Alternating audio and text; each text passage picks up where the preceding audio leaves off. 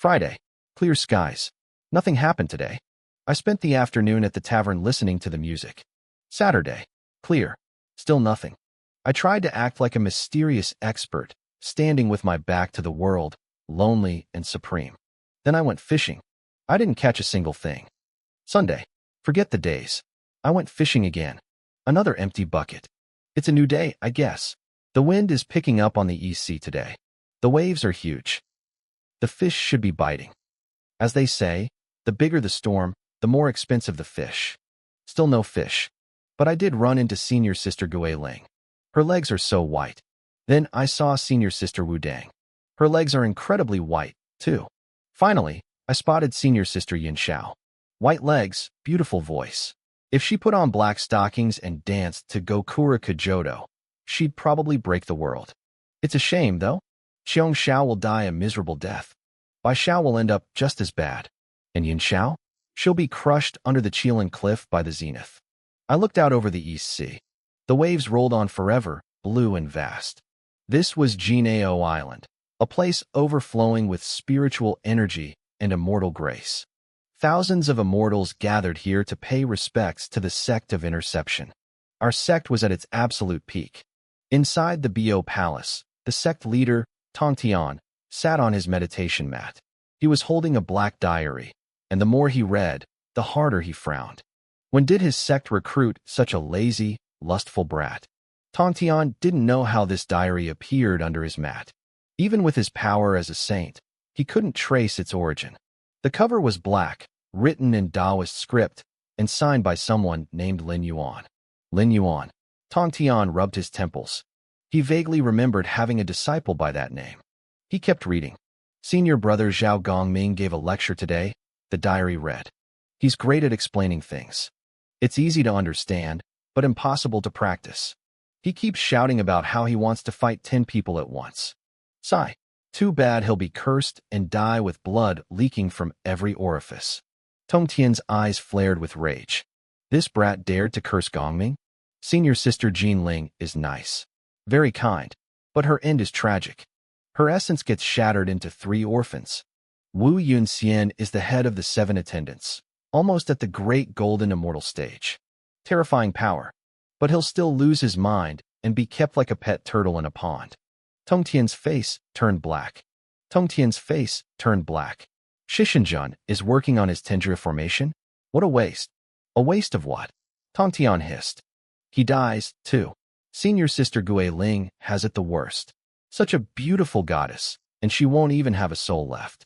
Senior Sister Jean Ling falls as well. Tong Tian slammed the diary down. Good. Very good. This brat dares to curse my entire sect to death. Why don't you just say the whole sect of interception is wiped out? He flipped the page. The sect is going to collapse, the diary continued. I need to start looking for a way out. Damn it. Why was I born as a manifestation of negative karma? A useless body from the desolate valleys. I just want to live. Is that so wrong? I wonder if Ding Guangxian has already started flirting with the Western sect. The West is poor, but those 2 saints actually treat their disciples well. If the great sage hadn't given me a chance, I'd probably have been killed by some righteous immortal for karma points by now. Joining this sect isn't bad, but the West is where the future is. I really just want to practice cultivation. Boom. The Qingping sword chi erupted, piercing the sky with murderous intent. Tong Tian was shaking. This traitor.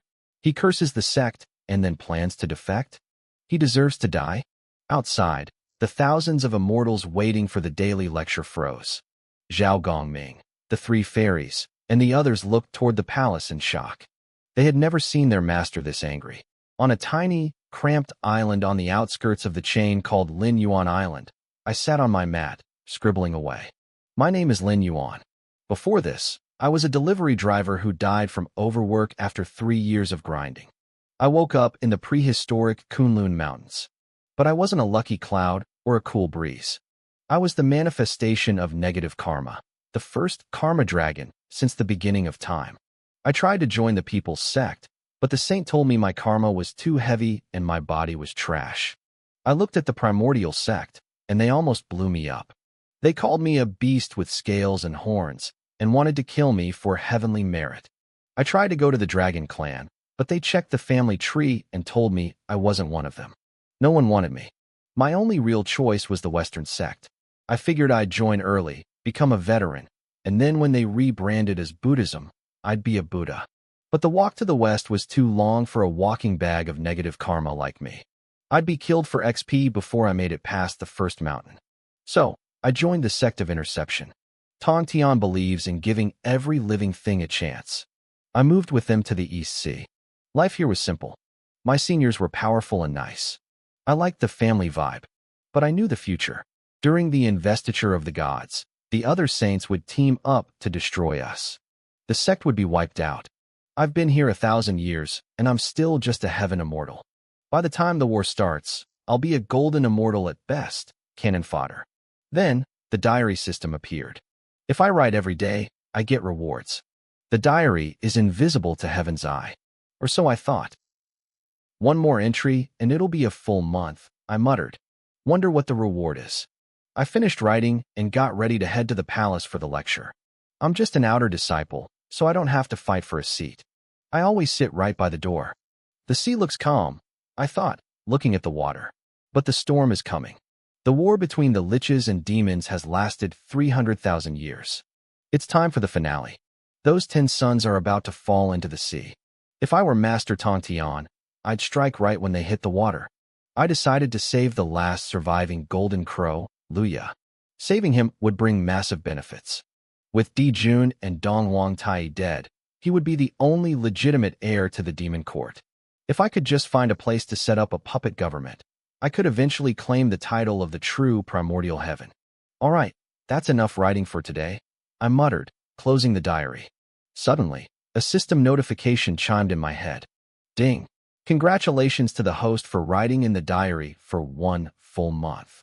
Reward: Ancestral Dragon Inheritance, Ancestral Dragon Pearl, and the Blood-Shocking Stone. As the voice faded, I felt a round, white pearl appear in my sea of consciousness. It pulsed with pure dragon chi. The ancestral dragon was long dead, meaning this pearl was now a masterless treasure. I tried to probe it with my soul, and to my shock, the pearl began absorbing the negative karma in my body, refining it into pure dragon power. It was incredible. Just then, the golden bell of Yahello Island rang out. The lecture was about to begin. A saint's lecture wasn't something I could afford to miss. I leaped into the air, transforming into a black, 3-clawed karma dragon.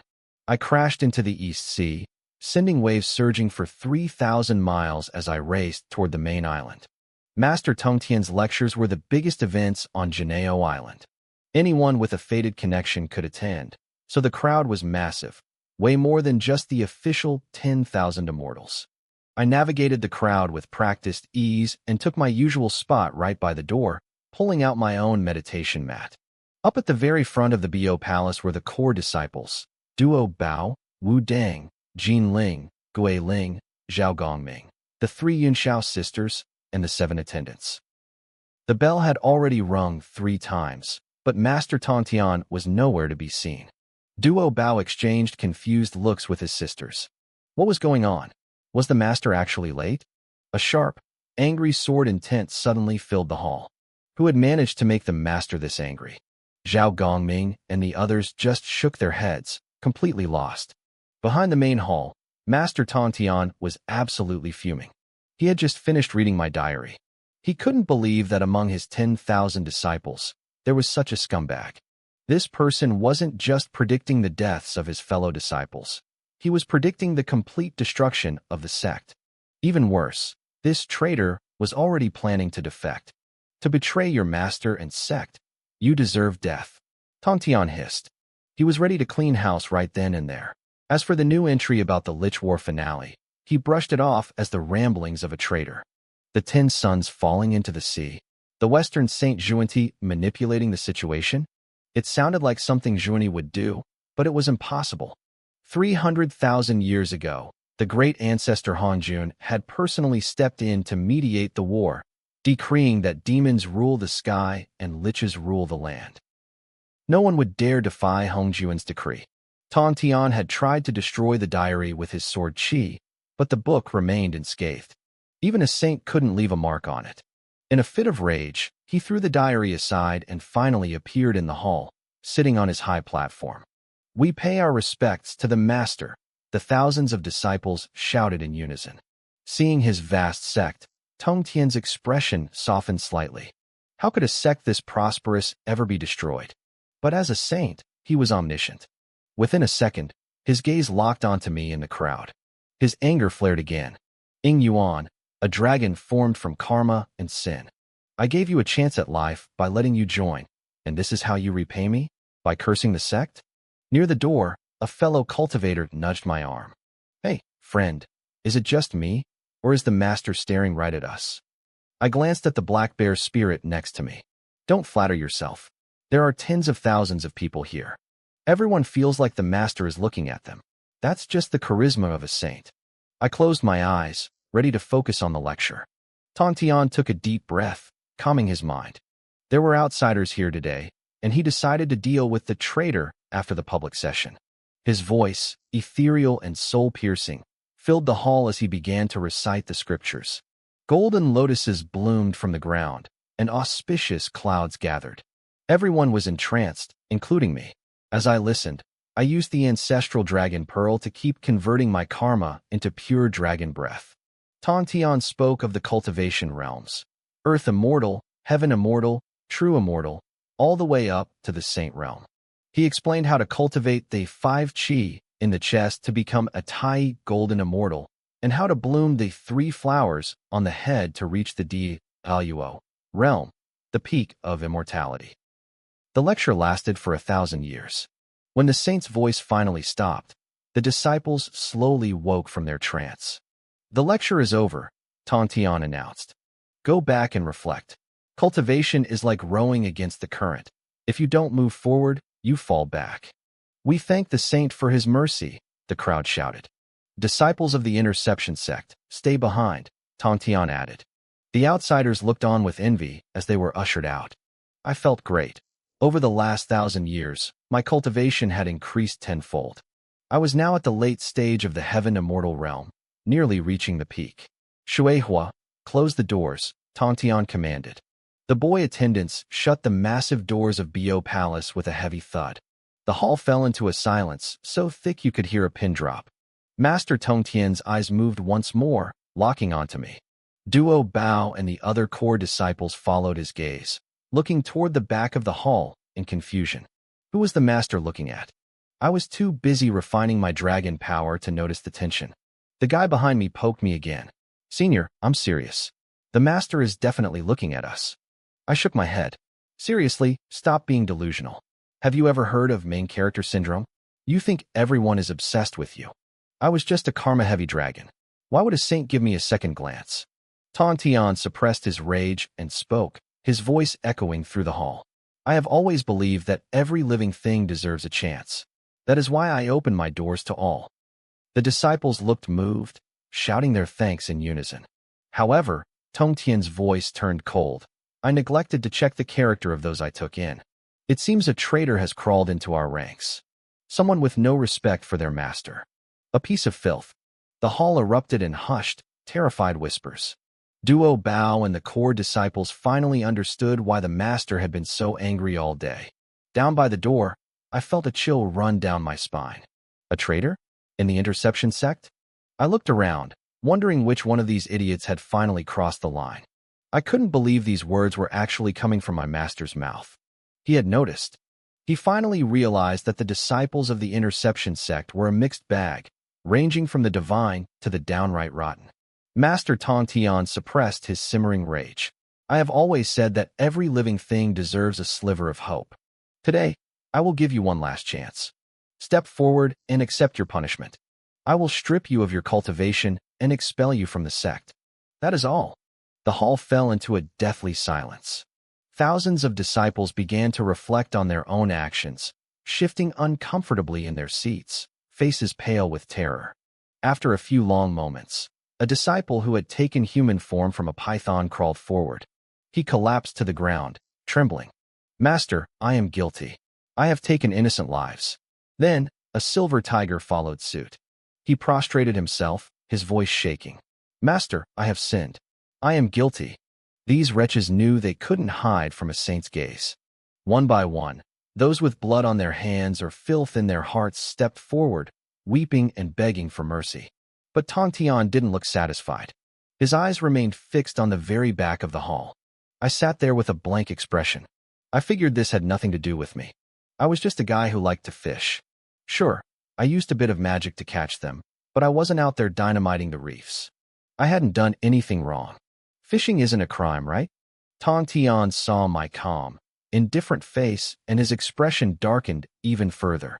He must have been thinking, asterisk good, very good. This brat refuses to repent even now. Asterisk. He looked ready to strike me down right there. If you won't take the chance I give you, he muttered, then don't blame me for being heartless. Suddenly, the world shook. Boom. The air itself seemed to vibrate with a heavy, suffocating pressure. The killing intent of the heavens and earth surged violently, reaching a terrifying peak. Duo Bao's face changed instantly.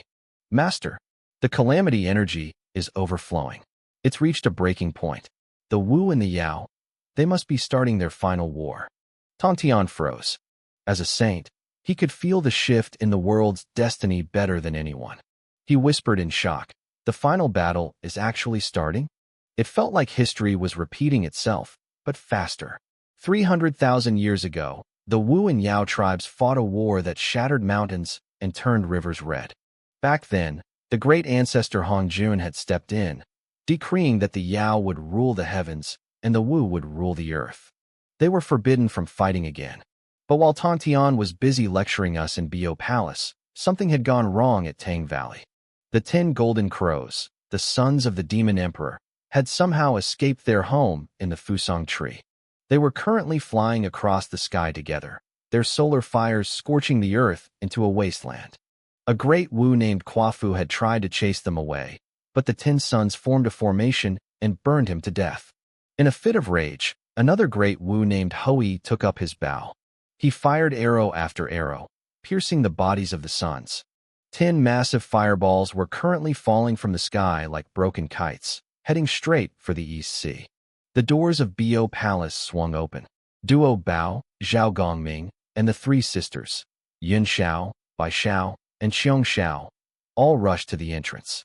They saw them, 10 streaks of fire screaming down from the 9 heavens toward the coast.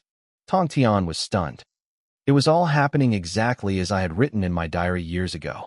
The crows were lured out by Zhuanti, Kwafu was killed, Hui shot the sons, and the final war was triggered. The demon emperor, Di Jun, had just lost his sons. There was no way he wouldn't retaliate. The great calamity was here. But Tong Tian's mind was racing. How did I know?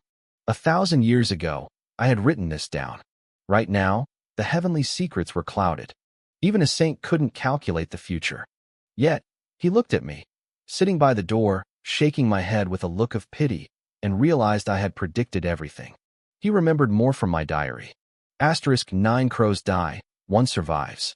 Zhuanti is behind it all, planning to use the last crow to control a new puppet heavenly court. Asterisk. If the Yao tribe was going to fall, Tong Tian knew the great ancestor would eventually pick a new ruler for the heavens from the 3 sects. He saw me sighing again and immediately sent a private telepathic message to Duo Bao and Yun Xiao. Go to the East Sea coast immediately, Tong Tian commanded. Bring back the bodies of the golden crows. If any are still alive, bring them back too. Do not let anyone else see you. The 2 disciples were confused, but they nodded solemnly and turned into streaks of light, vanishing from the palace. Inside the hall, the thousands of disciples were whispering, completely lost. Tong Tian glanced at the kneeling sinners, then looked at Zhao Gongming. Gongming, take charge of the outer disciples. Make sure they are disciplined properly. He gave me one last lingering look. He was going to wait for Duo Bao to return before deciding what to do with me. Zhao Gongming, usually a carefree guy in green robes, bowed low, thinking he was in trouble for his poor management. Yes, master. I have been negligent. Please punish me. Just handle it, Tong Tian said, turning his back and walking into the inner chambers. We all bowed as he left. Once the meeting was dismissed, I shifted back into my dragon form, leaped into the waves, and swam 3,000 miles back to my home on Lingyuan Island. Back in the inner hall, Tontian picked up my diary, which he had thrown across the room in a rage earlier. He stared at the pages, his brow furrowed. Something was very, very wrong. Meanwhile, the East Sea was a disaster zone. The 10 fireballs had hit the water, boiling the ocean for millions of miles. Thousands of sea creatures were floating on the surface, cooked shrimp, steaming crabs, and parboiled tuna. The smell of seafood was everywhere. Duo Bao, a powerful cultivator in his own right, frowned as he hovered over the boiling waves. He found the bodies. Hoi's arrows were no joke. Each one carried the power of a master. Senior brother, Yin Xiao called out from a distance. There's one left. This one is still breathing. Duo Bao quickly used his magic to collect the 9 corpses and carefully picked up the survivor. The little golden crow was a mess, a 3-footed firebird with its wings shredded by an arrow. It looked less like a divine beast and more like a plucked chicken. Let's get back to Golden Island, Duo Bao said. Just as they disappeared, a shimmering phantom appeared on the coast. A man wearing half Taoist robes and half monk attire stood there with a fake, gentle smile. It was a monk from the west. The Golden Crows are destined to join my Western sect, he whispered to himself. But when he looked at the empty, boiling sea, his smile vanished. What? Where are they? Where are the 10 crows? He screamed. Who dared to steal my prize? Back at Bo Palace, Duo Bao and Yun Xiao reported to the master. 9 are dead, 1 survived, Duo Bao confirmed. Tontian stood there, speechless. I had been right again. Master, Duo Bao continued. I found this on the surviving crow. He held out a piece of ancient jade, no bigger than a baby's palm, glowing with a clear light. Tontian recognized it instantly. A Bodhi seed. It was a treasure from the Western sect. It was proof. Zhuanti had lured the crows out and then used the seed to protect the youngest one from a fatal blow. Why leave the youngest? Because the youngest was the easiest to manipulate. Tontian tried to peer into the future using his saint powers, but all he saw was chaos and fog. During a great calamity, even he was blind. Keep the survival of the little crow a secret, Tontian ordered. Do not tell a soul. Once they left, Tontian opened my diary again. He didn't know what to do next, but he knew where to look for the answer. Back on Lingyuan Island, I was sitting on the edge of a cliff, casting my line into the sea. Another boring day, I sighed. Just me and my fishing rod. I didn't realize that my boring diary had just become the most important book in the universe. I just sat there, annoyed that the waves were too choppy for the fish to bite. Inside the palace, Tontian felt like he had been struck by lightning as he read my latest entry. He finally understood why I was always shaking my head at him. I wasn't just some lazy dragon. I was the only one who saw the end coming. I didn't know it yet, but Tontian was staring at my diary with his brow furrowed. I had written about him cleaning out the corrupt disciples from the sect. He thought it was a good start, but he was still confused. He couldn't understand how a few low-level outcasts could cause the total destruction of his entire lineage. Then, he saw my next entry. I had written that his famous sword formation would be broken because 4 saints would team up against him. 4. He knew the 2 from the Western sect would be there, and maybe Manhwa. But who was the 4th? He couldn't even imagine his own brothers would betray him. He convinced himself there must be a new saint rising in the future, someone who hated his sect. Then there was the matter of Chong Er Dingguangxian. I mentioned his name twice in my notes. I hinted that if I could get close to Chong Er, I could get close to the Western sect. Tontian wasn't a fool. He realized the terrifying truth. Chong Er was a traitor. It was a devastating realization. Tontian had planned to give that man the 6-soul banner, his ultimate trump card for the upcoming war. If Chong Er betrayed him and stole the banner, the sect would have no defense left. Tontian summoned him immediately. Chong Er walked into the palace looking wretched. He was a hunched man with red eyes and a shifty gaze. Tontian sat on his meditation mat, watching him like a predator. He asked a few simple questions about his cultivation, but while Chong Er answered, Tontian used his saintly powers to peer into the man's soul. Deep within Chong Er's spirit, he found it. A Bodhi seed. It was a treasure from the Western sect used to calm the mind. The betrayal was real. Tontian wanted to strike him down right there. He wanted to erase the traitor from existence. But he held back. He realized everything I wrote was coming true. The fallen sons, the secret survival of the youngest crow, and now this. He felt like a mountain was crushing his chest. He needed more information. He needed me to keep writing. Back on Linyuan Island, I pulled my fishing line out of the water. Another empty hook. I was Air Force again, no fish for the day. I looked up at the sky and sighed. The clouds were pitch black, and the air felt heavy with a suffocating, murderous energy. The 10 suns had fallen, and the world was screaming. The war between the Wu and the Yao was about to reach its bloody climax. I was just glad I had joined the Jija sect when I did. Without this mountain to hide behind, I'd be nothing but cannon fodder in the coming storm. I headed back to my quarters and pulled out my diary. I had a lot to say. I wrote about how the Western sect was the real winner of the Sun Crow disaster. They were going to take the corpses of the fallen suns to harvest their fire essence. I thought about my senior brother, Luo Xian. If he could get that sun fire for his magic, he'd be a god among men. But then I wrote about the humans.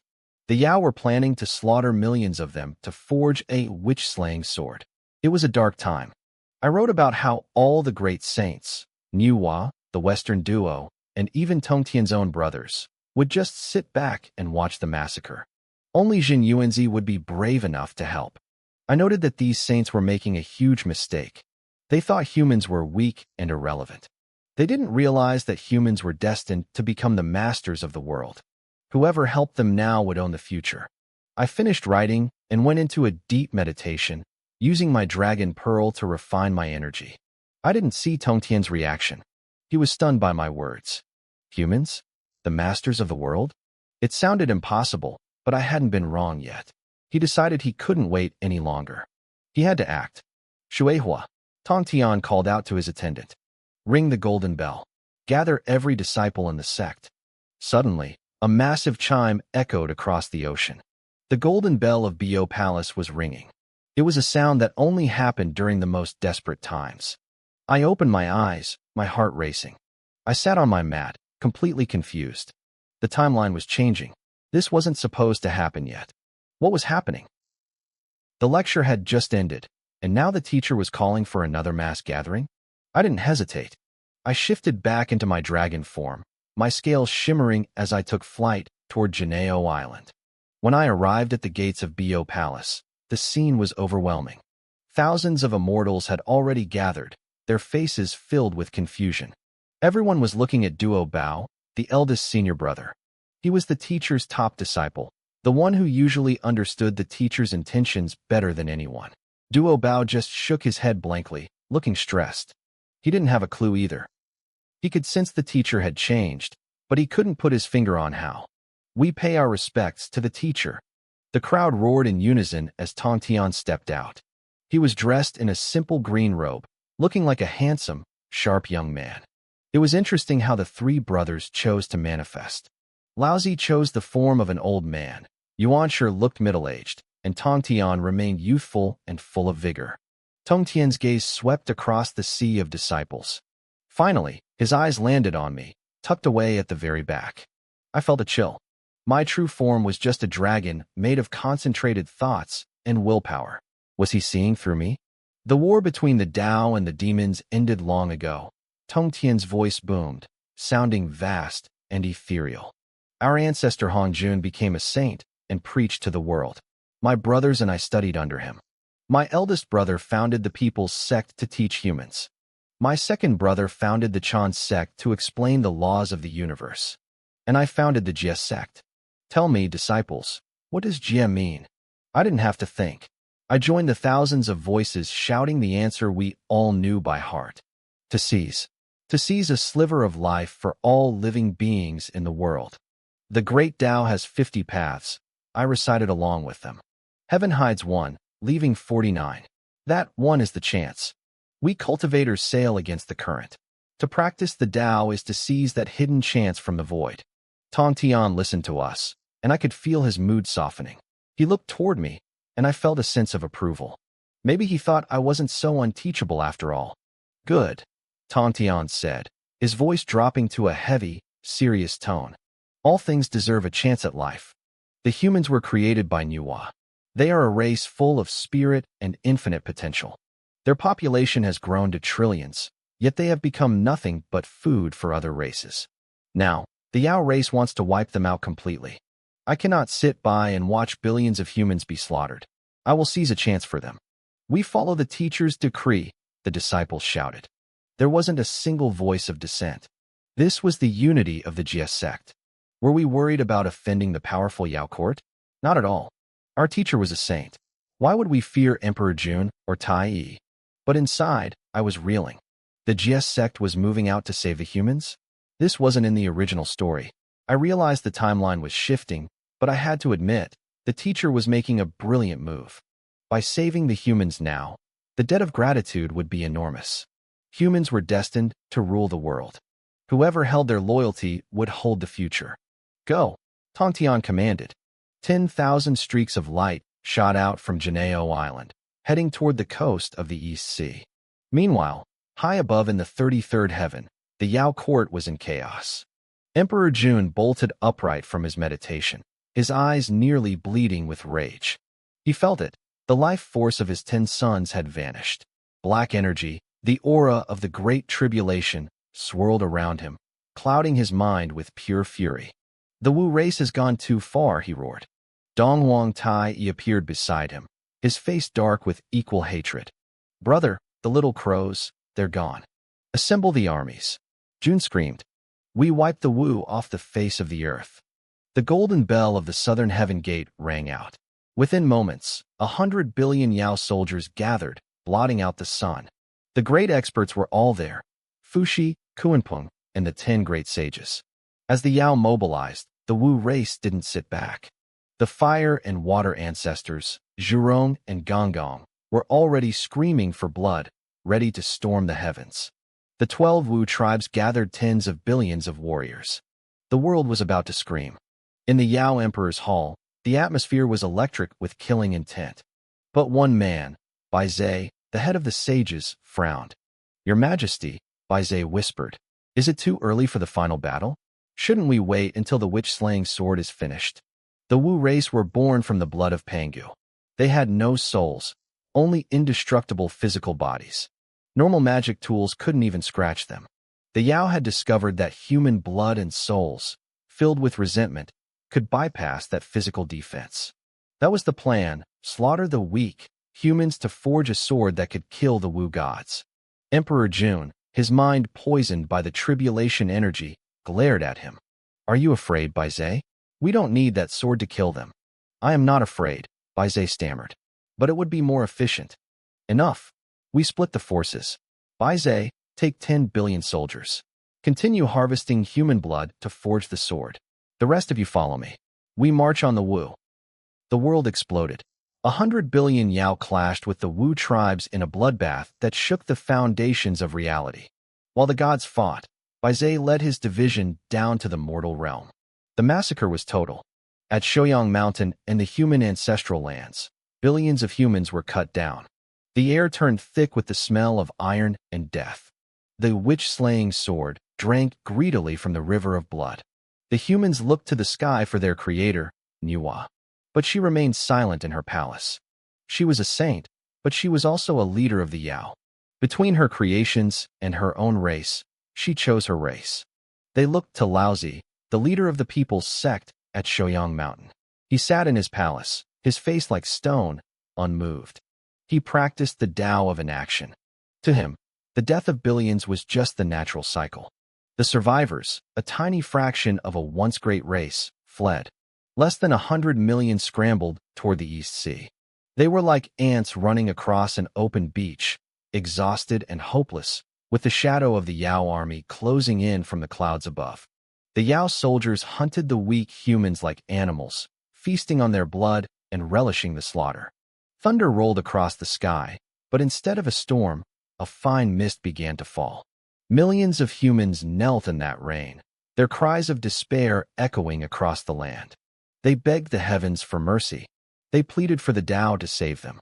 But the heavens were cold. High above, the Yao clouds gathered for another strike. To them, humans were nothing but rations. But then, a voice like a mountain cracking open shook the East Sea. It was the decree of my master, the Saint Tongtian. He ordered us to intercept the Yao and seize a sliver of life for the human race. I watched as streaks of brilliant light cut through the blue sky over the coast. Duobao led the way, his robes fluttering in the wind. Behind him came the Golden Spirit Mother, Zhao Gongming, and the three sisters of the Xiao family. Zhao Gongming's eyes were burning with excitement. He looked ready to take on 10 enemies at once. He was still restrained back then, a far cry from the powerhouse who would later send the 12 immortals of Kunlun running for their lives. I descended like a black streak of light, landing on the sandy beach. I reached out and caught an old man before he collapsed. He was skin and bones, his eyes clouded with age and fear. When he saw me, a spark of hope flickered in his gaze. He threw himself to the ground, sobbing as he thanked me for saving his life. "Are you here to save us?" he whispered, his voice trembling. "Please, immortal, are you here for us?" I patted his shoulder gently. I was a dragon made of willpower now, but in my past life, I was human. I still felt a deep, unshakable connection to them. "It's okay now," I told him. "The GS sect will protect you." When the 10,000 immortals of our sect appeared on the coast, the entire world felt the shift. In the Hua Palace, the goddess Nuwa let out a long sigh of relief. By our sect stepping in, her creations finally had a chance to survive. At Shouyang Mountain, Laozi's stone-cold face finally showed a ripple of surprise. He couldn't understand why his brother, Tongtian, would interfere. At Wanshou Mountain, the great immortal Jin Yuan stood before his ginseng fruit tree, looking lonely and lost. He was mourning his old friend Hong Yun, who had died because he left the safety of his mountain. Jin Yuan had always hated conflict, but seeing the Yao slaughtering the humans outside his gates broke something inside him. He closed his eyes, listening to the wind in the leaves, and made a choice. He wouldn't let another tragedy happen. He activated the Earth Book formation, vowing to protect the humans near him, even if it meant making an enemy of the Yao. Back at the East Sea, Duobao stood suspended in the air, staring down the Yao sage, Baizhe. "Go back," Duobao said calmly. "The humans here are under the protection of the GS sect." Baizhe looked like a refined scholar, but his power was immense. "This is a matter of karma between the Yao and the humans," he countered. "Step aside." Zhao Gongming didn't wait for a polite reply. He stepped forward, grinding his teeth. "Karma? We just told you. We're taking that karma onto ourselves. Are we fighting or what?" He summoned his 24 sea-fixing pearls, the air humming with lethal energy. Duobao let out a massive wave of pressure that shook the coast. He had already reached the stage of a great immortal. "Does only one of the 10 Yao sages dare to face us?" he asked, his voice cold. "Do you want to fight all 10,000 of us alone, or should we all take turns with you?" Baizhe's face darkened. The Yao were powerful, but they weren't ready for a full-scale war with the Saints sect. Not yet. With a frustrated sigh, he realized they were just one step away from finishing the witch-slaying sword, but he couldn't risk it. He ordered the retreat, and the Yao army vanished like a receding tide. Millions of humans fell to their knees on the beach, weeping and bowing toward us. As they poured out their gratitude, I felt something strange. Our sect's luck, which had been slowly leaking away because we had no treasure to anchor it, suddenly stabilized. In the Bio Palace, my master felt it too. His eyes flashed with golden light. He realized I was right. The humans were destined to be the protagonists of this world. He sent a telepathic message to Duobao. Help them rebuild. Save them to the end. Even the most vicious disciples in our sect didn't dare to disobey. As I helped settle the refugees, I noticed a change in my own body. The dark, karmic energy that made up my dragon form was beginning to shimmer. A sliver of it had turned gold. It was merit, the physical manifestation of the heavens' reward. I realized then that if I saved enough lives, I wouldn't just be a dragon of willpower. I could become a golden dragon of merit. I looked toward the distant horizon where the main war was still raging. The Wu and Yao were clashing in a bloodbath that tore the mountains apart. They were using forbidden formations that shook the very foundations of reality. I knew the Wu race was missing one of their leaders, Ho Tu. She was likely near the Sea of Blood, searching for a way to save the souls of the fallen. If I could guide her to create the 6 paths of reincarnation, the merit would be astronomical. I quietly left the coast and flew toward the Sea of Blood. Along the way, a few righteous cultivators tried to stop me, thinking they could gain merit by killing a demonic dragon like me. I didn't even bother fighting. I just looked them in the eye and said, I am a disciple of the Saint Tontian of the Jia sect. Do you really want to do this? They immediately backed off, apologizing profusely. I realized that in this world, being strong is good, but having the right connections is even better, and my background was as solid as it gets. I arrived at the underworld Sea of Blood. While I was scouting the Crimson Waves, back at Bo Palace, my teacher was losing his patience. The Saint Tontian sat on his meditation mat, flipping through my diary over and over again. He was frustrated. He wondered why his good disciple hadn't written a new entry yet. To him, a diary was something that required a daily update, and I was falling behind schedule. While he waited, a disciple named Luo Xian entered the palace. Luo Xian wore robes the color of roaring flames. He was a master of fire magic, famous for commanding 3,000 fire ducks that could send even the elite immortals of Kunlun running in terror. He wasn't a core disciple, and he had been busy helping the humans rebuild their homes when the saint summoned him. He was nervous but deeply honored. Tontian looked him over. Luo Xian was at the peak of the Tai Golden Immortal Realm. His talent was top tier. My teacher asked him how his cultivation was progressing. Luo Xian admitted that while his fire ducts were formed, they lacked true destructive power. Tontian smiled. With a wave of his hand, 9 spheres of golden light appeared. They were the essence of the solar true fire, taken from the fallen golden crow princes. The heat in the hall became unbearable. The air itself began to warp and melt. Solar true fire was the most powerful flame in existence, normally impossible for anyone outside the golden crow bloodline to control. But Tontian had already stripped away the violent, chaotic energy from the essence. He told Luo Xian to take them. With these, his fire ducts would reach their ultimate form. Luo Xian didn't just thank him. He fell to his knees, his head hitting the floor with a heavy thud. Tears streamed down his face. He couldn't believe his luck. As he left the palace, he turned back one last time, his voice trembling with absolute loyalty. He told the saint that he lived for the Jia sect and would die for the Jia sect. Tontian watched him go, satisfied. He had a few more moves to make, including a plan for the last surviving Golden Crow Prince, but his eyes went back to my diary. I had finally updated it. I was at the Sea of Blood. Tontian was confused. He couldn't understand why I had traveled to such a desolate, dangerous place. The Sea of Blood was a nightmare. The waves were thick and red, smelling of iron and decay. No fish swam here. No birds flew above. The air was heavy with the cries of the dead. I wandered the shoreline for days, searching.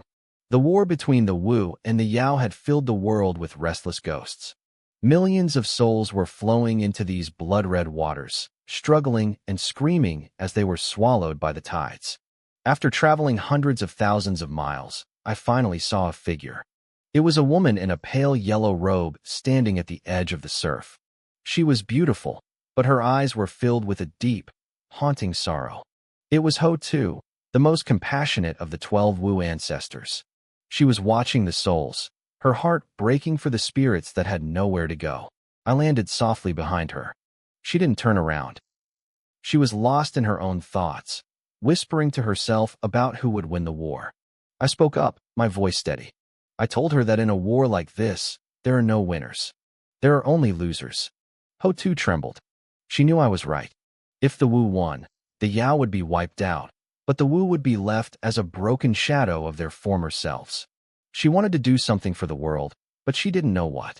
She was searching for a way to save these souls, a way to give them a future. I decided to give her a nudge. I talked about the rising and falling of the tides. I spoke about how flowers wither in the winter only to bloom again in the spring. I told her that life should be a cycle, a circle that never truly ends. I watched her back, hoping she would catch the hint. She stood frozen. She repeated my words softly. A cycle, a reincarnation. Suddenly, her power erupted. The ground shook. She realized her destiny. She looked up at the sky and made a vow to the great Tao. She declared that she would sacrifice her own body to create the 6 paths of reincarnation. She would give the souls of the world a place to go, a way to be reborn. The heavens roared. Thunder shook the 9 skies as the great Tao responded to her sacrifice. A massive pillar of golden merit descended from the clouds. It was the purest form of energy in the universe. 9/10 of it flooded into Ho2, transforming her soul into a saint of reincarnation. But a small sliver of that golden light broke off. It flew straight into my chest. This wasn't just ordinary merit. It was great Tao merit, free from the shackles of the world's laws. As it merged with my dragon form, the dark, heavy energy of my body began to change. My scales, once made of willpower and karma, started to shimmer. One by one, they turned into pure, radiant gold. The golden light from the great Tao felt like hundreds of warm threads knitting into my soul. They were thick, like chopsticks, and as they merged with me, my mind cleared instantly. The power within my body began to circulate 10 times faster than before. Crack! A crisp sound echoed in my soul. The bottleneck that had held me back shattered. I stepped directly into the peak of the heaven immortal realm, only half a step away from becoming a true immortal. I turned my attention back to Ho2. The remaining 99% of the great Tao merit flooded into her body. Her physical form didn't grow stronger. Instead, it began to fade. She dissolved into billions of tiny, shimmering particles that scattered across the world, eventually forming a massive, glowing curtain of light.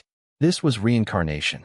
From now on, all living beings would have a place to go after death based on their karma. 6 paths opened up: the Deva path, the human path, the Asura path, the hell path, the hungry ghost path, and the animal path. The 6 paths of reincarnation are established, her voice echoed. The cycle took root in a corner of the blood sea. The crashing red waves retreated, replaced by a cold, somber mist. The netherworld was born. A terrifying pressure erupted from the depths, sweeping across the entire world. It was a power far greater than any saint I had ever felt. By sacrificing herself, Ho2 had become a saint of the great Tao. Through the swirling ghost mist, I saw her again. Her clothes had transformed into intricate gold silk. Her beauty remained, but she now carried an aura so deep and vast I couldn't even look at her directly. Thank you for your guidance, fellow Taoist Ying Yuan. Her voice sounded ethereal, coming from everywhere and nowhere. I snapped out of my daze and bowed deeply. Ying Yuan, pay my respects to Empress Ho Tuesday. She stood silent behind the mist for a long time. Finally, she spoke softly. There is no more Ho2 in this world. There is only Ping Xin of the netherworld. The Empress is compassionate, I blurted out. You are the blessing of all living things. Ho2 is no more, she whispered, almost to herself. She turned and walked into the deepest part of the mist. Her silhouette looked incredibly lonely. She was now eternal and undying, even more powerful than the 6 saints of the world, but she was bound. Unless the world itself ended, she could never leave the netherworld. I finished my salute and turned to leave. At that moment, the entire world shook. Far away in the chaos, at the Purple Cloud Palace, the great ancestor Hong Jun sat on his meditation mat. He shook his head slowly. Ho2, you have more courage than this old man. On Mount Shouyang, Laozi's wooden expression shifted. He bowed toward the netherworld. On Mount Kunlun, Yuan Shi Tianzuan did the same. Even the proudest saints had to acknowledge what she had done. At the Huahuang Palace, Nuwa looked moved. The Wu race's Ho2, she deserves respect. But in the desolate west, things were different. Zhuanti and Jane sat under a Bodhi tree, looking miserable. Zhuanti wailed, "How bitter! Brother, I went through all that trouble to lure the 10 sons out of the valley so I could snatch one for our sect, but I couldn't find a single feather." Who did it? Who stole the destiny of the West? Jane sighed, his face full of sorrow. Junior, do not be obsessed. Our time will come. Back at Jiji's sect, my teacher, Tongtian, felt the shift in the great Tao. He was stunned. He remembered my diary. I had mentioned going to the Blood Sea. Could it be, he muttered. Did that kid have a hand in Ho2's transformation? No, impossible. Even I didn't see it coming. Why was he even there? He opened the diary again. It had updated. I thought I'd try my luck at the Blood Sea and actually ran in a Ho2. The major events of history can't be changed. She was destined to create reincarnation anyway, even without my hint. But hey, I got some great Tao merit out of it. My karma is turning into luck. A golden dragon of fortune is within my reach. Tontian couldn't keep his cool anymore. It was me. I knew what was going to happen, and I went there just to snatch some merit. He was shocked. When the other saints established their sects, they only got heavenly Dao merit. I had just taken a stroll and walked away with the much rarer great Dao merit. He closed the diary, feeling uneasy. He knew I was thinking about leaving the sect because I believed it was doomed. I can't letting Yuan defect to the West, he thought. I need to promote him to a core disciple. But what excuse can I use without making him suspicious? Meanwhile, on the battlefield, the war reached a breaking point. Hundreds of billions were dying. The other Wu ancestors suddenly realized they couldn't feel Ho-Tu's presence anymore. Ho-Tu has fallen, they roared. But then, the truth hit them. She hadn't died. She had left them to become reincarnation. She abandoned the Wu race, they screamed in rage. In the middle of our final battle, there is no Ho-Tu in the Wu race anymore. Desperate, they used their blood essence to empower a substitute, the great Wu Chi-Yu, and summoned the phantom of the creator, Pangu. The Yao Emperor, Dijun, didn't flinch. Starry sky array rise. 365 demon gods raised their banners, calling down the power of the stars. The two massive forces collided. Mountains shattered. Rivers reversed. Billions died in an instant as the war turned into a bloodbath. I didn't stay to watch. I transformed into a streak of light, flying across the blood sea, trying to get back to the island. Suddenly, the red waves exploded upward, reaching miles into the sky. A blast of fire and a sharp sword light shot out of the water, aiming straight for my head. I froze, my heart racing. I am Ming Yuan, a disciple of Saint Tontian of the Bio Palace. Ancestor Ming He, please hear me out. The mist parted. A figure appeared, dressed in blood-red robes, sitting atop a red lotus. Two legendary swords, Yuan-Tu and Abi, circled his back. This was Ming He, the Lord of the Blood Sea. He looked at me with cold, murderous eyes. Even if you are a saint's disciple, you shouldn't have come to my sea. The two swords began to hum, ready to tear me apart. The air around Ancestor Ming He vibrated with a terrifying, ocean-like killing intent.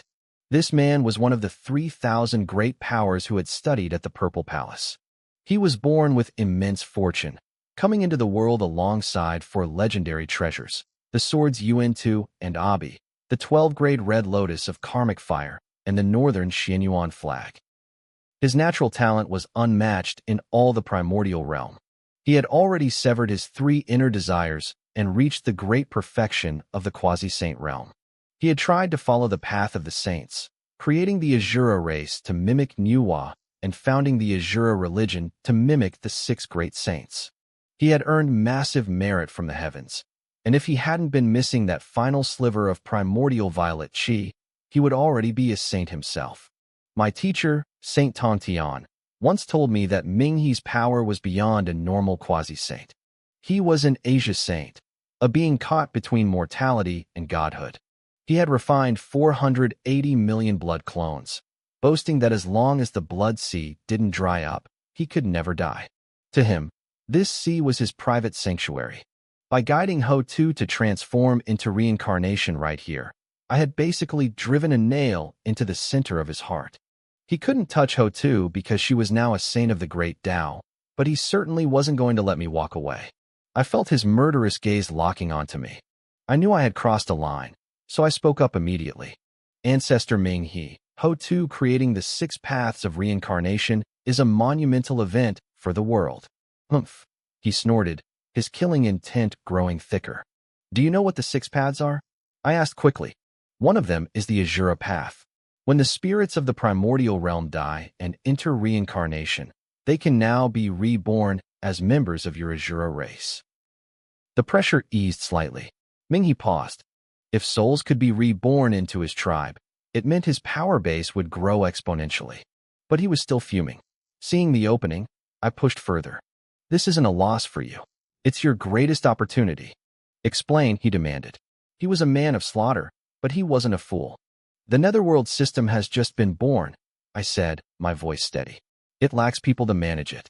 It needs a master to maintain stability and oversee the cycles. I felt his divine sense vibrate. He finally saw it. The merit of the heavens was waiting for whoever stepped up to govern the dead.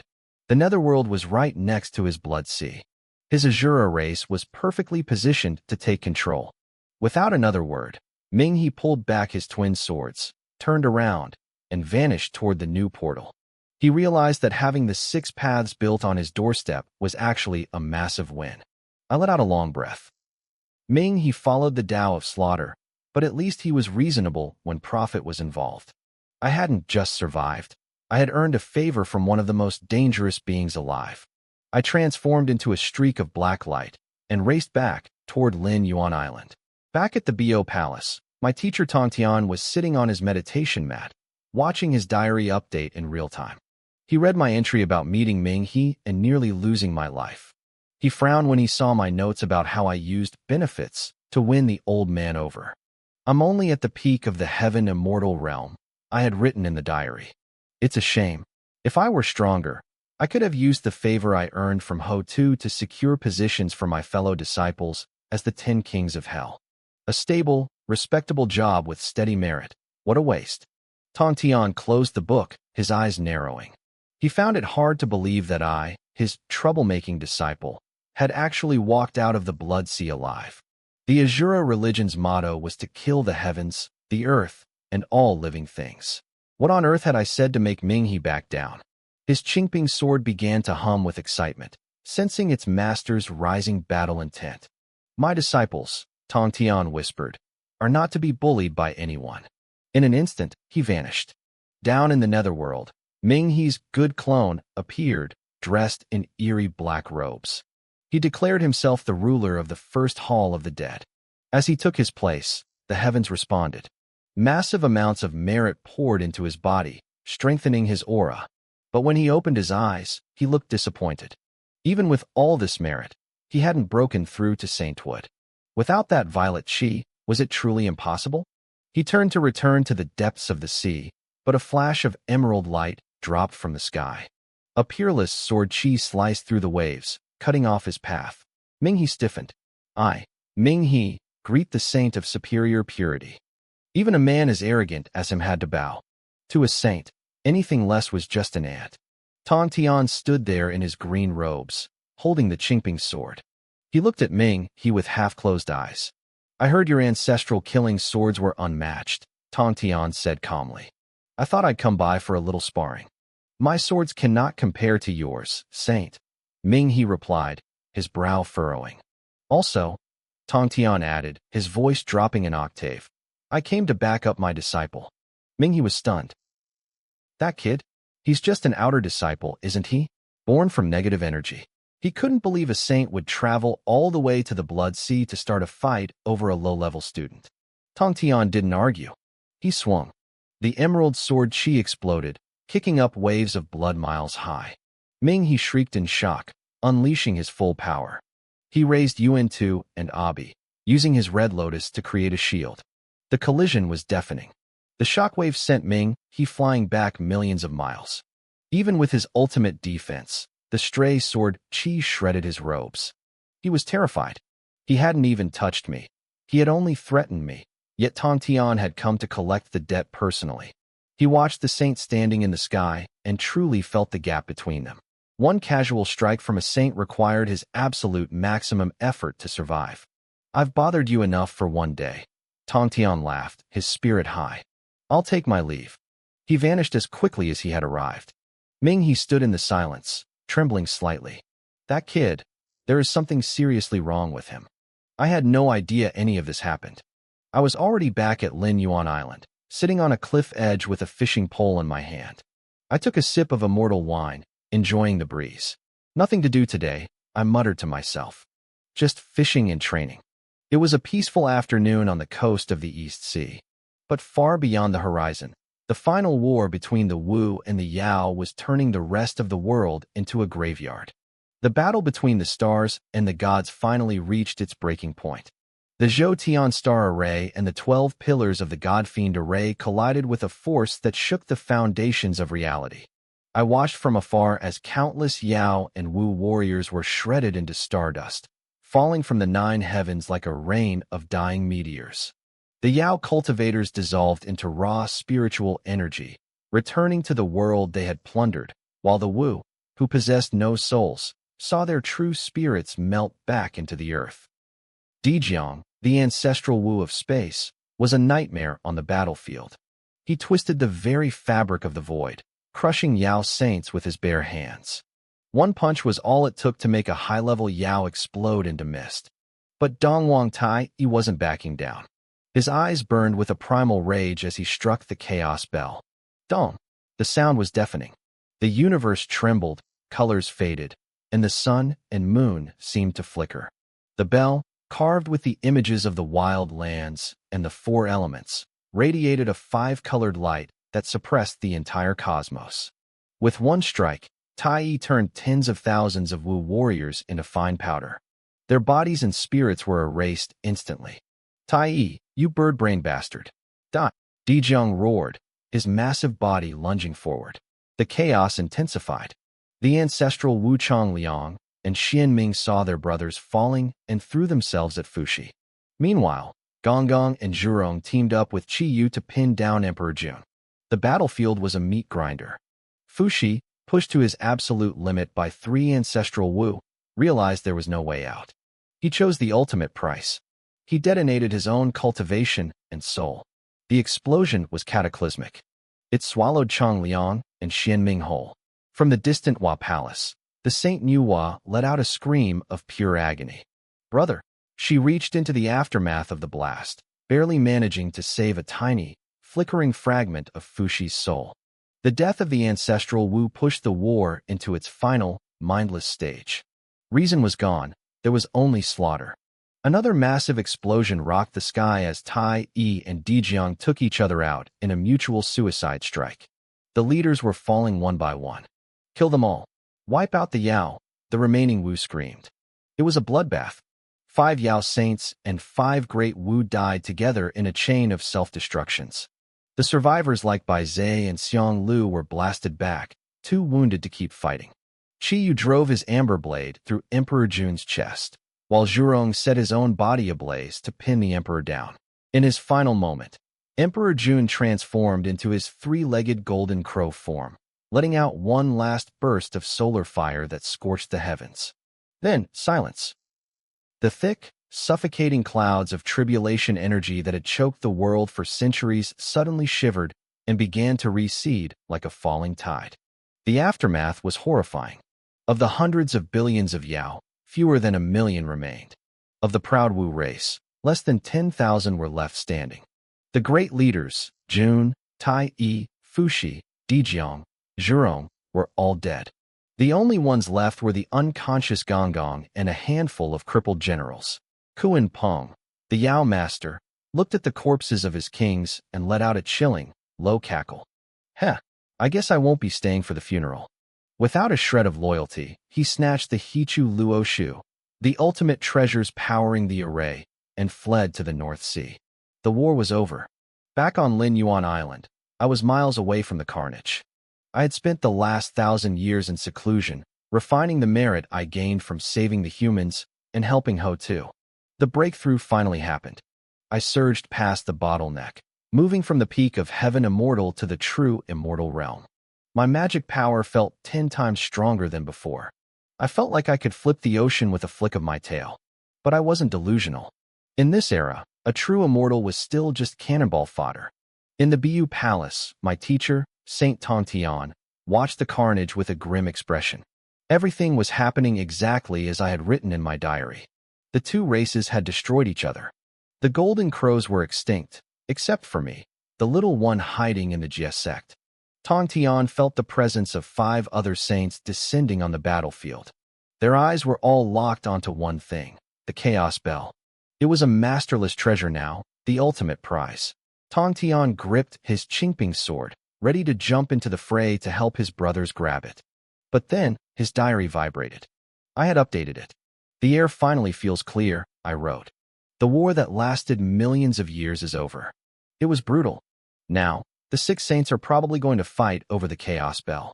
It's the best defensive treasure in existence, so of course they want it. Tongtian nodded to himself. The kid is right. It's a treasure even a saint would envy. He was about to step through the void when he read the next line. Asterisk, but honestly, they're all wasting their time. Asterisk. Nobody is going to get that bell. If I were teacher Tontian, I wouldn't care about the bell at all. I'd be thinking about how to patch the hole in the sky and rake in that sweet, sweet merit. Why fight for a bell when you can farm merit by saving the world? Tontian paused, his foot hovering over the rift. Asterisk patch the sky. The sky isn't broken. Asterisk. Right as the thought crossed his mind, the entire world lurched. Heaven is unfair. You toy with us like puppets. Gonggong had woken up. Seeing all his brothers dead, his grief turned into a world-ending rage. He gathered every ounce of his power and slammed his head into Mount Bujo, the pillar that held up the heavens. The mountain shattered. The pillar collapsed. The sky began to tilt toward the northwest, and the earth sank in the southeast. A massive hole ripped open in the firmament, and the chaotic fires and floods of the void began pouring into our world, drowning everything in sight. Tontian stood frozen. The sky, it really broke. He didn't hesitate. He struck his golden bell, summoning every disciple. Follow me. We're going to patch the heavens. Meanwhile, at the site of the collapse, the chaos bell hung in the air, glowing with a mysterious light.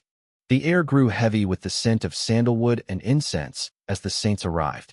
Tai brought this slaughter upon himself. A voice rang out. The bell is masterless. It belongs in the west. Two monks in tattered robes appeared, Jane and Juanti, the saints of the west. Juanti's eyes were practically glowing green with greed. He swung his 7-treasure tree toward the bell, but a red flash cut him off. Nuwa stepped out of the void, her face cold. The Chaos Bell is a treasure of my Yao race. What does it have to do with the west? From the east, a purple mist stretched for 3,000 miles. The other saints were arriving. The real fight was just beginning.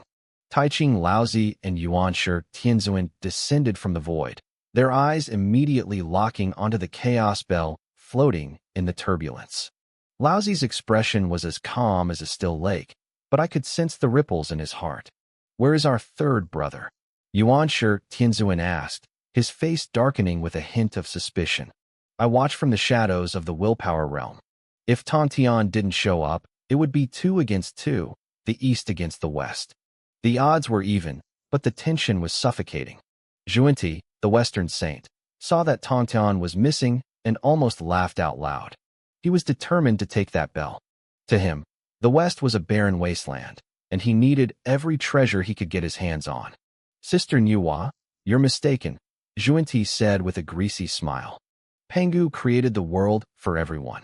There is no east or west when it comes to divine treasures. Yuanshi Tianzuan let out a cold snort. He knew Juanti's game. The monk always came to the east to scavenge, using the same tired excuses. He brought his own ruin by slaughtering the innocent, Yuanshi declared. The Chaos Bell is now masterless. Naturally, it belongs to the one with the greatest destiny. Exactly, Juanti beamed. And my brother and I happen to have great perseverance, great wisdom, and great luck. This bell clearly has a destiny with the West. Without waiting, Juanti swung his 7-treasure tree, trying to sweep the bell into his sleeve. But a streak of emerald light flashed across the sky. Yuanshi's jade rui slammed down, knocking the treasure tree aside. Juanti didn't even get angry. He threw his entire body forward, reaching out with his bare hands. Laozi's eyes flickered, and he swung his dragon head cane. Before it could strike, a golden light erupted. Jane had moved, his 12-grade golden lotus blocking the blow. The 2 Western brothers had planned this. Jane would play defense while Juanti did the dirty work. Juanti lunged forward, grabbed the Chaos Bell, and hugged it to his chest like a starving man clutching a loaf of bread. Yuanshi and Nuwa didn't hold back. The Jade Rui and the Red Hydrangea rained blows down on Juni's back. Within seconds, the saint was beaten black and blue, his face swollen and bruised. But he didn't let go. He didn't care about his dignity. He only cared about the treasure. Juanti, have you no shame? Yuanshi roared. Shame. Juanti spit out a mouthful of blood, his eyes turning a frantic red. If you want the bell, you'll have to kill me first. He looked like a madman. Since his saint's soul is tied to the heavenly Tao, he couldn't truly die, and he was using that to his full advantage. Yuanshi's face turned iron blue. Fine. Don't blame me for being heartless. He unleashed the Panga banner. This was one of the 3 great treasures that opened the world. It could tear through space, shatter time, and destroy the very foundations of reality. A white light of pure slaughter shot toward Juanti. Suddenly, the chaos bell let out a deafening dong. It vibrated violently, breaking free from Juanti's grasp. The space around it twisted and tore. Before anyone could react, the bell vanished into a rift in the void. Juanti's face fell. Tears actually started streaming down his face. My treasure. My Western treasure. Don't leave. The aftermath of Yuanshi's attack tore through Juanti's tattered robes, leaving him half-naked. He looked at Yuanshi and wailed. Brother Yuanshi, you ruined my clothes. You have to compensate me. If you don't, I'm moving into Kunlun Mountain. I'll eat your food, drink your wine, and I won't leave until I've taken everything you own. Yuanshi looked like he wanted to vomit. This man had absolutely no dignity as a saint. While they were bickering, I was back in my own space, finishing a quick entry in my diary. Ding! A system notification rang in my head. Congratulations on your consistency. Reward, the chaos bell. My jaw dropped. Before I could process that, another sound followed. Critical hit reward triggered. You have received the 550 formation disc. I stared at the ancient, bronze bell that suddenly appeared in my hands. The very treasure the saints were currently beating each other up for was sitting in my lap. It felt a bit hot, like a stolen diamond. I immediately sent my consciousness into it, refining the first layer of restrictions. Just like that, the bell was mine. Then I looked at the formation disc. It was a conceptual item. It didn't matter how strong the enemy was. Once they entered the formation, their power level would be forcibly balanced to match mine. A 50-50 split. This is a total bug, I whispered, a grin spreading across my face. I love it. Suddenly, the golden bell of Jiejiao rang out from the distance. It was a summons. I didn't waste time. I transformed into a streak of black light and flew toward Bio Palace. Since I'd broken through to the true immortal realm, my speed was incredible. I made it there in 2 minutes. Thousands of disciples were gathered, all of them looking confused. Senior brother Duobao, why did the master call us again? Duobao stood there in his simple robes, looking deep in thought, but his eyes were completely blank. I have no idea. Then, Tongtian stepped out. He looked more serious than I had ever seen him. The war is over, Tongtian announced. Mount Buzhou has fallen. The sky is collapsing, and the fires of the void are drowning the world. Today, the Jiejiao sect will seize a sliver of life for all living things. Disciples, follow me. We are going to patch the heavens. I stood at the back of the crowd, stunned. Wait, what? Shouldn't he be fighting the Western Saints for the bell right now? Instead, he was leading a massive construction project to save the world? My teacher was definitely taking the path of righteousness to a whole new level. We arrived at the ruins of Mount Buzhou. The 5 other saints were standing there, frozen in shock. They couldn't believe the mountain, the literal spine of Pangu, had actually collapsed. While they were staring, Tongtian arrived on his ox, Kuainyo, whose hooves were literally sparking from the speed. Behind him were 10,000 disciples, and they weren't empty-handed. Duobao stepped forward and waved his hand. Hundreds of strange tools appeared in the air, trowels, hammers, leveling boards, and buckets. Grab your tools, Duobao shouted. Zhao Gongming grabbed a trowel, his 24C fixing pearls glowing as he flew toward a rift. Sister Qiongxiao, throw me some mortar. The mortar wasn't normal mud. It was immortal ash made from ground spirit stones. Luo Xin used his divine crows to blast the stones with solar fire, melting them down instantly. The scene was surreal. The elite disciples of Jiejiao were acting like a professional construction crew. They were patching the holes in the sky with the efficiency of a hive of bees. I didn't stay idle. I used my dragon breath to summon massive amounts of spirit water, mixing the ash into paste. Kuainyo, Tongtian's own mount, acted as the delivery truck, hauling loads of wet mortar back and forth. High above, Tongtian unleashed his 4 legendary swords. But he didn't use them to kill. He used their immense power to stabilize the rifts in space, holding the sky together while his disciples worked. The other 5 saints just watched, completely dumbfounded. Laozi frowned. Yuanshir's face was dark with contempt. Look at them, Yuanshir hissed. Wielding trowels like common laborers. They have no dignity, no grace. Just a bunch of animals playing at being useful. But Juanti was staring at the Jijiao disciples with drool practically hitting the floor. Look at that teamwork. Look at those skills. Why are Tongtian's disciples so good at everything? The Saint Juani's eyes scanned our ranks, searching for potential recruits for his Western sect. He kept muttering about how everyone seemed to have a destiny with the West. But then, his gaze landed on me. He saw the swirling mass of negative karma clinging to my dragon form, the weight of 1,000 sins I had inherited. He actually flinched, taking 2 quick steps back. His face went pale, and he shook his head with pure disappointment. He decided right then and there that I had absolutely no destiny with the West. The Western sect was already broke and starving. Bringing in a karma-heavy disaster like me would be like pouring salt on a wound. I noticed him staring and gave him my best, most friendly smile. In my head, I was laughing. I figured he was probably thinking about how much he wanted me. Little did I know, he was terrified that even looking at me for too long would drain his sect's remaining luck. He looked away instantly, desperate to pretend I didn't exist. My teacher, Tongtian, caught us making eye contact. I could see the literal sparks of fury in his eyes.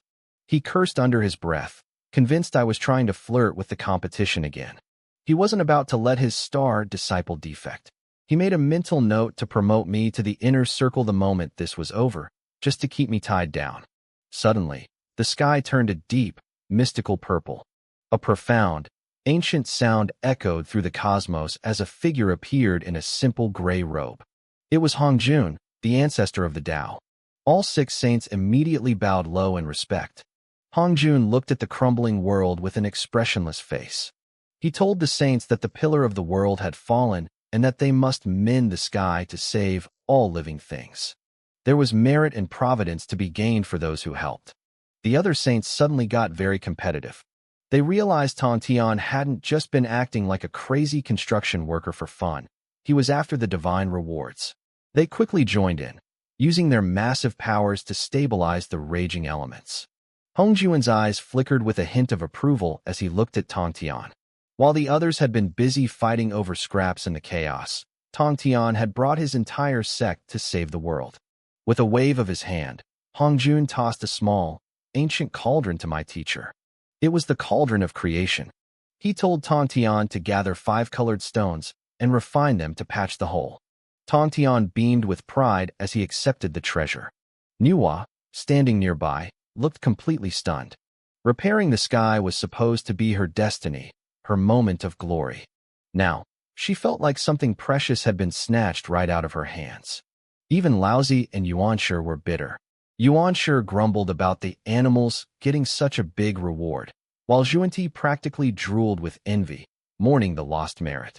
Tongtian stood tall above the clouds, looking heroic in his green robes. He let out a roar that shook the heavens, calling all 10,000 disciples to attention. We answered as one, our voices thundering across the world. He ordered us to gather the stones. He could have done it himself, but he wanted us to share in the divine merit. We dived into the ruins of Mount Bujo, grabbing every 5-colored stone we could find and tossing them into the cauldron. Tongtian used his immense power to melt them into a glowing, liquid rainbow. He guided the fluid into the cracks of the sky, sealing the rifts and stopping the chaos from leaking in. The hole was gone, but the world was still tilted. The sky leaned northwest, and the earth sank southeast. We needed pillars. Seeing that the main job was done and there was no more merit to grab, the Western Saints left to go recruit surviving members of the Yao race. Nuwa left in a daze, and Laozi headed back to his mountain. Yuanshir, disgusted by the sight of us low-born disciples, vanished back to his palace. Tongtian was left alone with us, staring at the lopsided sky. He was stuck. My fellow disciple Duobao suggested forging a new pillar, but Tongtian knew a man-made tool wouldn't be strong enough to hold up the heavens. He retreated into the void for a moment to think, and that's when he checked my secret diary again. I had just updated it. I wrote about how strange it was that Tontian was doing Nuwa's job. I also mentioned the solution to the tilting sky, the 4 legs of the great North Sea turtle. That turtle had been cultivating since the beginning of time. Its body was massive, and its legs were strong enough to act as the ultimate pillars. But I wrote that just taking the legs would be a waste. There was a bigger plan. If Tontian saved the turtle's soul, let it reincarnate, and then took it as a disciple, the sect would get a constant stream of merit as long as the sky stayed up. It would be like a walking, eternal battery of divine luck. Tongtian's eyes lit up. He realized I was a genius. He started laughing, proud to have such a clever student. But then his face turned dark again as he read the next line I wrote. In my diary, I was wondering if I should sneak this information to Juni instead. I thought it might be a good peace offering to join the Western sect, especially since Junti had been looking at me earlier. Tongtian gripped the diary, his knuckles turning white. He wasn't just worried about the sky anymore. He was worried his loyal disciple was still trying to run away. I watched as my teacher, Tongtian, gripped his sword. He was furious. My diary entry about defecting to the Western sect had clearly pushed him over the edge. I could practically see the steam coming off him. He wasn't going to let me leave. In fact, he was probably planning to promote me into the inner circle just to keep me under his thumb. The sky was still broken. The pillars of Mount Bujo were gone, and the world was screaming. Tongtian had patched the hole with the 5 colored stones, but we still needed something to hold the heavens up. I was resting, trying to clear my head, and decided to update my diary again. I had a headache. Getting to the Western sect was a long journey. I needed a messenger. I looked around and saw long-eared Dingwangxian. Maybe he could pass a message to Juni for me? Brother Long-ear. I called out, walking toward him with a fake smile. He turned around. His body was hunched. His eyes were a disturbing, bloodshot red, and he had this greasy, wretched grin on his face. Junior brother Ing Yuan, he rasped. What is it? The moment I saw his gaze, a cold shiver ran down my spine. There was something deeply wrong with the way he was looking at me. It was predatory. I remembered then. He was a rabbit spirit. I felt a wave of nausea hit me. Nothing. It's nothing. I stammered, backing away. He stepped forward and grabbed my hand. His grip was firm, and his red eyes were burning with a weird intensity. Little brother, if you ever have trouble with your cultivation, come to my cave. I'll help you personally. Thanks, brother. I managed to choke out. I immediately scrubbed the plan to use him as a contact. I'd rather have my head cut off than deal with that creep. Some things are more important than defecting, and keeping my dignity was one of them. Suddenly, a golden light flashed. Tongtian appeared. My fellow disciple Duobao stepped forward, bowing low. Master, have you found a way to support the sky? Tongtian didn't look at Duobao. He gave me a long, meaningful look that made me sweat. Then he spoke. In the North Sea, there is a great black turtle. It has cultivated for eons. Its body is massive, and its limbs are strong enough to hold the heavens. I wasn't surprised. I knew the original timeline. In the stories, Nuwa was the one who killed the turtle, chopped off its legs, and used them as pillars. It was a brutal, tragic end for a creature that hadn't done anything wrong.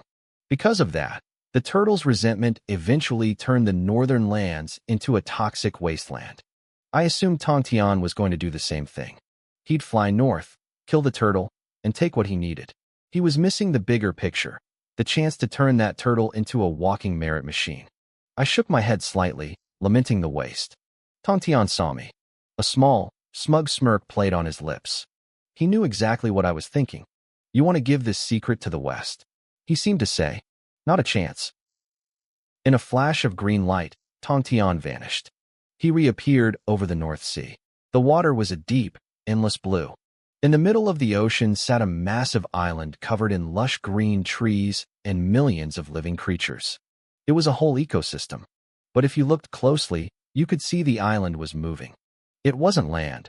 It was the shell of the great black turtle. Tongtian stood in the air, his voice echoing across the waves. Great black turtle of the North Sea. The ocean erupted. Massive waves crashed as the island began to tremble. The creatures on its back panicked, but the movement was slow and careful. The turtle was trying not to drown them. Slowly, a colossal head emerged from the depths. Its eyes were ancient, like weathered wood, filled with a deep, weary exhaustion. It looked at Tontian with a blank, hollow stare. Are you the one calling me? I am Tontian. Do you know why I am here? The turtle saw the sage light surrounding my teacher and sighed. The sound was heavy with loneliness and resignation. You are here to fix the sky. You are here for my legs. It is fate, I suppose. The turtle closed its eyes. Great sage, I have one request.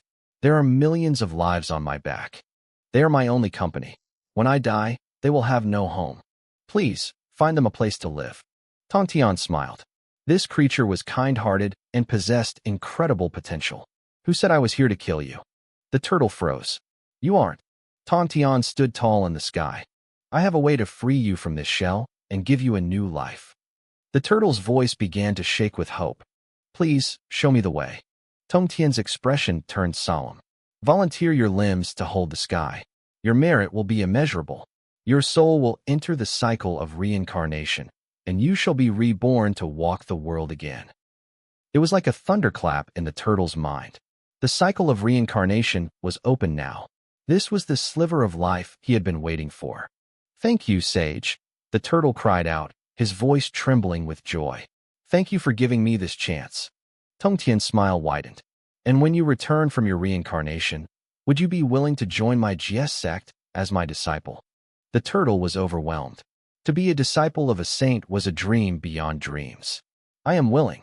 I am willing. Your disciple accepts. At that moment, the luck and destiny of the GS sect surged. Tontian had just secured the ultimate battery of divine merit, and he had done it right under everyone's noses.